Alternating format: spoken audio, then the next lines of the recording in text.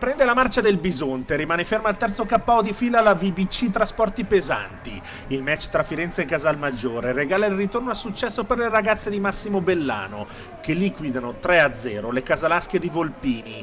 Successo meritato dopo una gara a lungo dominata, in cui solo nel terzo set le ospiti hanno dato l'impressione di poterla allungare. Per il resto, monologo delle toscane, efficace al centro con Silves, MVP, meritevole non meno di Belien, decisiva nella rimonta dell'ultimo parziale. Le toscane hanno una Nuakalor spenta in attacco e sostituita nel finale da Inoue Onu, ma mandano in doppia cifra, oltre alle due centrali, anche Van Gestel e Sorokaite. Per Casalmaggiore invece la più continua è Ellen Braga a 13 punti, mentre Sherban parte male ma si riprende almeno in parte la distanza.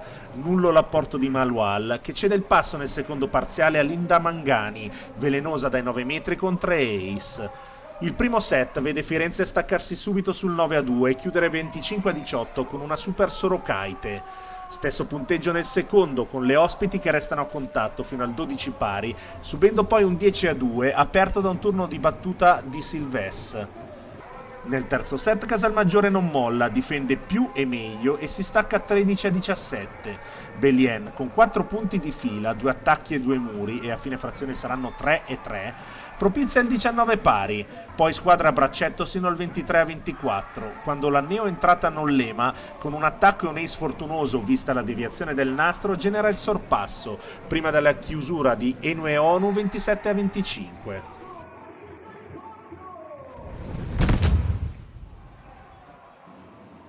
Prova di forza della Prosecco Docchi Moco Volley Conegliano, che nell'anticipo di sabato ha battuto 3-2 la volitiva Unity Work Busto Arsizio, confermandosi capolista del campionato e conservando l'imbattibilità che oramai dura da 71 partite. Record a parte, le Pantere di Santarelli sono sempre più gruppo, anche in emergenza, anche quando il gioco non risulta brillante. Se vincere aiuta a vincere, Conegliano ha rischiato grosso contro le ragazze di Musso, brave e ciniche sotto rete, capaci in più di una circostanza di giocare alla pari ed evidenziando una grade davvero in grande condizione. La Prosecco Docchi Moco Volley Conegliano parte bene, poi cala di ritmo e la seconda linea soffre quando Busto mette pressione con il servizio, mentre Stevanovic e Olivotto dal centro fanno la differenza. E Gonu suona la carica nel momento più delicato della sfida, ovvero il quarto set insieme a Cartney e Plummer. Onnipresente Caravello, pulita e pratica nei suoi interventi. Poi il tie break deciso dalle Pantere, che hanno lavorato più sui dettagli e sulla concentrazione. 2 punti che consolidano la prima posizione delle Venete, un punto d'oro per le Lombarde. Nel complesso l'Unity Work avrebbe meritato di più rispetto a quanto prodotto in campo, nonostante l'utilizzo di Mingardi a mezzo servizio, ma alla fine sono emersi i valori tecnici tra le due squadre. Lo scontro salvezza del Pala-Barton se lo aggiudica il Volley Bergamo 1991, che dopo più di 2 ore e mezzo di battaglia batte al tiebreak le padrone di casa della Bartoccini Fortinfissi Perugia e conquista la sua terza vittoria consecutiva, salendo 8 punti in classifica. Quinto KO in 6 gare invece per la squadra di Cristofani, che guadagna un punticino, ma rimane in ultima posizione a quota 4. In una partita decisamente equilibrata, è la coraggiosa mossa di Giangrossi all'inizio del quarto set a dare la svolta decisiva. La 19enne Cagnin, già entrata a metà del terzo al posto di Enright, viene schierata in zona 2 e a beneficiarne soprattutto la Nier, in ombra nei primi 2 set e poi capace di realizzare 17 dei suoi 20 punti dal terzo in poi, di cui 11 dopo lo spostamento in zona 4. Letale anche la stessa Cagnin, che chiude con 8 punti e il 47%, solidissima Schölzel, autrice dei 10 punti di cui 4 a muro, ma i simboli della rimonta dall'1-2 al 3-2 hanno sicuramente i nomi del libero Giorgia Faraone, straordinaria in difesa e capace di ricevere col 57% di efficienza, e della palleggiatrice Isabella Di Giulio, impeccabile in regia e non per niente premiata col titolo di MVP. Dall'altra parte invece Perugia si scioglie proprio in concomitanza con il cambio di assetto tattico di Bergamo. Dopo un primo set scivolato via solo negli ultimi scambi, la Bartoccini si risveglia con Diouf e Guerra che la trascinano alla conquista del secondo e del terzo. Ma se la schiacciatrice veneta rimane continua fino al tiebreak, chiudendo con 24 punti all'attivo, l'opposto milanese piano piano si spegne e pur risultando la top scorer del match con 28, il suo contributo diventa minimo nei momenti decisivi. Perso il quarto, Cristofani si gioca tutte le carte inserendo Melli, Provaroni, Diop, Guiducci e Nuakalor, ma Bergamo ormai è on fire e il match si chiude con l'errore di Diouf che vale il 6-15.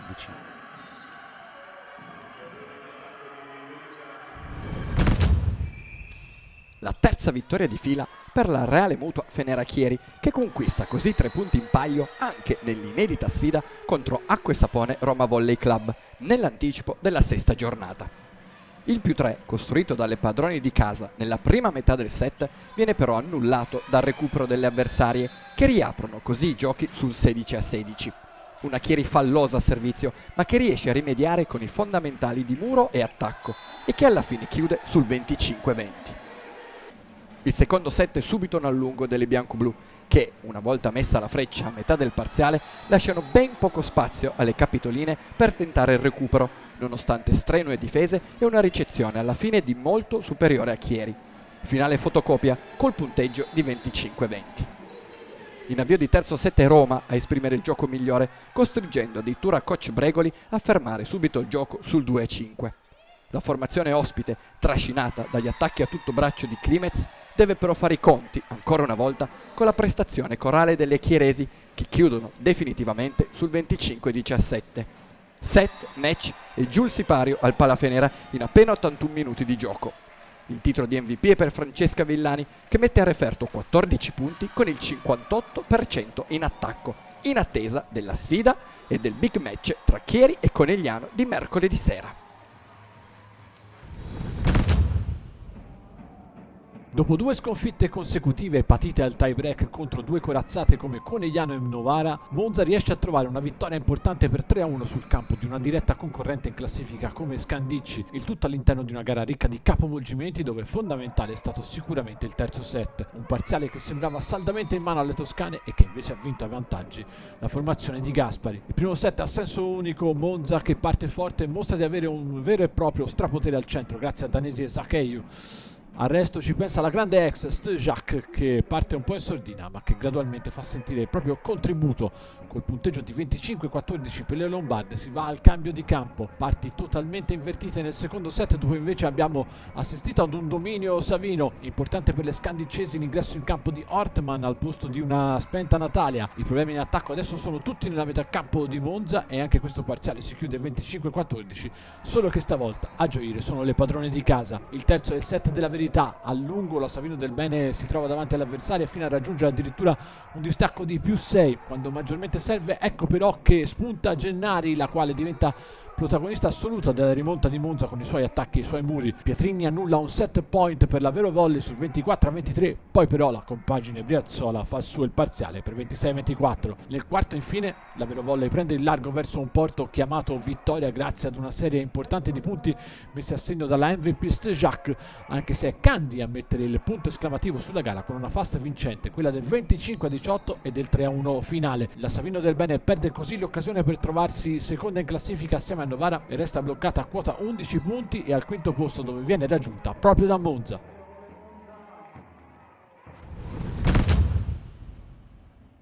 Torna al successo la Megabox Ondulati del Savio Valle Foglia, che dopo 2 ore e 11 minuti di gioco piega la resistenza della Delta Despar Trentino al tiebreak alla settima pallamatch a disposizione. Fuochi d'artificio in campo con Kosceleva, autrice di una prova da leader, insieme alla serba Bielica, protagonista di una partita di grande carattere, già in sintonia con la sua nuova squadra.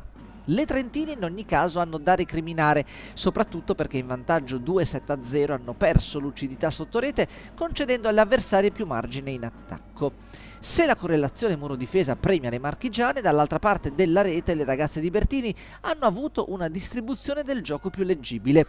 La differenza poi è nei colpi d'autore delle singole fuoriclasse di Valle Foglia, a cominciare da Kosceleva, in grado di cambiare da sola faccia alla partita.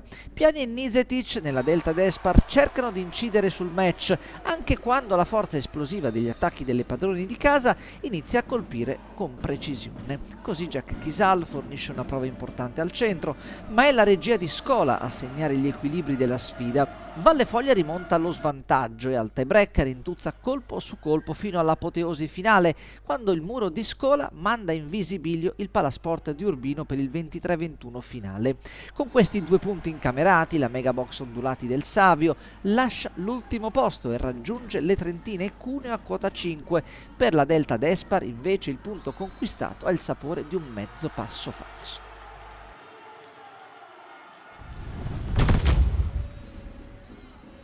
Torna a non conoscere ostacoli la corsa di Novara, che supera anche Cuneo nel derby piemontese e centra il terzo successo consecutivo. La truppa di Lavarini non sfigura nemmeno nel secondo impegno di fila al Pala Igor, mettendo in mostra un buon volley e giocando anche sopra, imprecisioni e qualche serata no.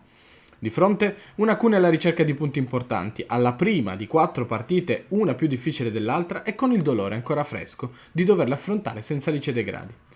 Pistola non cerca alibi e a dire il vero le biancorosse si dimostrano subito battagliere, cercando di imperniare il gioco sulla propria solida difesa. Novara non va in vera e propria difficoltà, ma non riesce a scrollarsi d'osso Cuneo, che si gioca anche la palla per chiudere il primo set, poi conquistato dalle padrone di casa. Una sliding door, potremmo dire, anche se invece il secondo parziale è quello che fa presagire una pratica da sbrigare in fretta. Set di completa confusione per le gatte e Novara ne approfitta con i soliti ingredienti: classe, servizio e Brit Airbots. È solo un passaggio a vuoto, la truppa della Granda riesce a rialzarsi e a giocarsi gli altri 2 set vincendo il terzo, sempre stando punto a punto. Grazie ad una G-Kelly in palla e al solito gioco sulle centrali alla pistola che ovviano alla serata non brillante di Mary Jasper. Anche le gaudenziane devono fare a meno dell'apporto soprattutto offensivo di una Caterina Bosetti appannata, ma la citata Airbots e di Brar Karakurt bastano ad Hancock. La Bosca San Bernardo vende dunque cara la pelle, ma torna a KO dopo il successo contro Valle Foglia e adesso attenderà in casa la corazzata Conegliano. Imoco che la Igor Gorgonzola si ritrova a inseguire da sola, 2 lunghezze con un bello stimolo per continuare a vincere.